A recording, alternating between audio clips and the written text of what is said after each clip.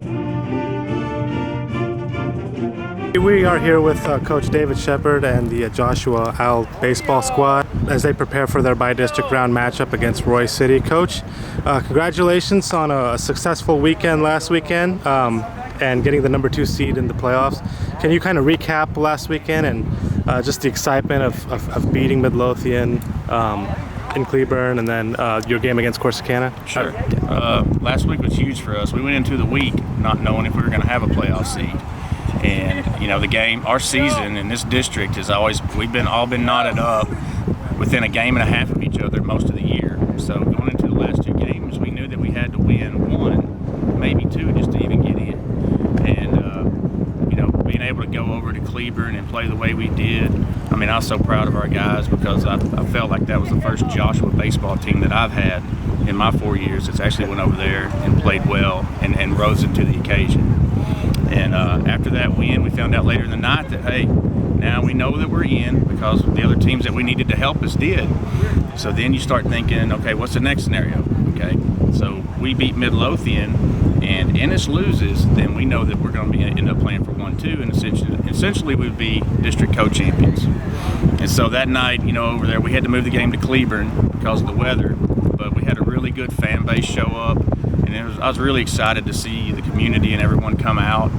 And again, our boys were gritty that whole night. You know, Colin Poindexter showed up, and I think he threw 5 scoreless there at the end, and just kept giving us chances. Just keep giving our offense chances because I think we've proven throughout the year we can stay close in the games, and sooner or later our offense is going to break through. And Colin did that for us, and Cree Tassin ended up getting the double there at the end. And so that game was, you know, was so fun to watch for me. I enjoyed playing in the rain a little bit, just watching them compete. And so that next day, you know, we had to go play Corsicana for the 1 seed. Well, we got over to Waxahachie, it's 11 a.m. It's kind of hard to get our guys going a little bit, to be honest, because we'd had 2 big games where we'd spent a lot of adrenaline, and I could see that, you know, we were jagged just a little bit. But after we scored 2 in the first, I thought we settled in. And I think really that game came down to we were really low on pitching.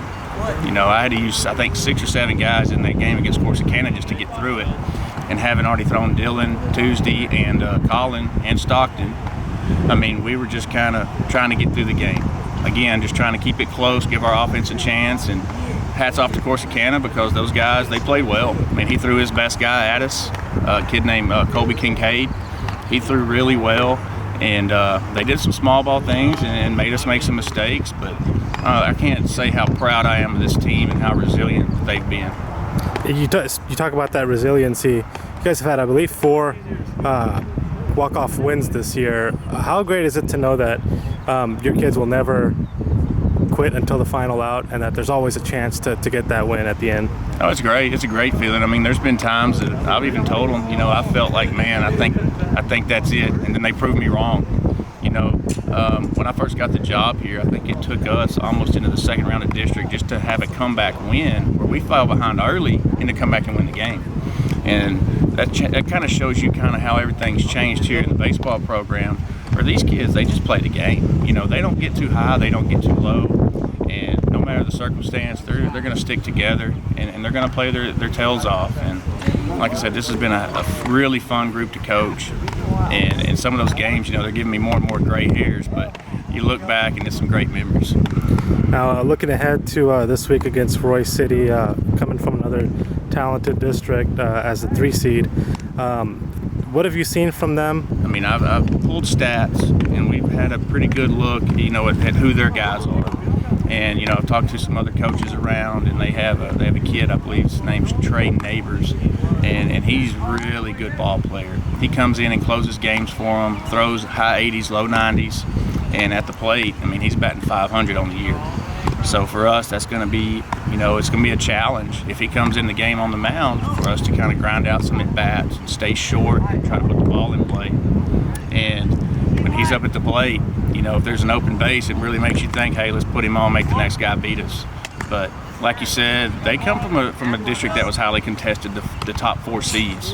You know, after that, theirs kind of drops off pretty good. But kind of like I told our kids yesterday, you know, I don't know of a team that's more battle-tested than anybody coming out of 14-5A, because our guys, I mean, every single district game is a complete struggle. I mean, you can't go into any game assuming anything. You have to earn every win. And we've essentially been in the playoffs, I think, since we started this district. So if they'll just stick to the plan and stick to the approach, I feel really good about our chances. And just talking to you off camera beforehand, you had mentioned that unfortunately this game's going to have to be moved to Cleburne due to the field conditions for Thursday night. But you guys have had some good mojo at Cleburne. So can you just talk a little bit about the mindset of how you're going to handle that transition? It's unfortunate because I was kind of excited about the proposition of hosting a playoff game here. You know, we played a lot of playoff games since I've been here, but we've never been able to play one on this field. And, you know, springtime weather, it is what it is. But the guy at Cleburne, the facilities director, notified us earlier in the day that, hey, they had some changes and the field would be available to us. And so, it's kind of frustrating in the way, but like you said, we've had the last 2 games, we played really well there. I think our kids have really embraced that place. And I'm just excited to watch them play.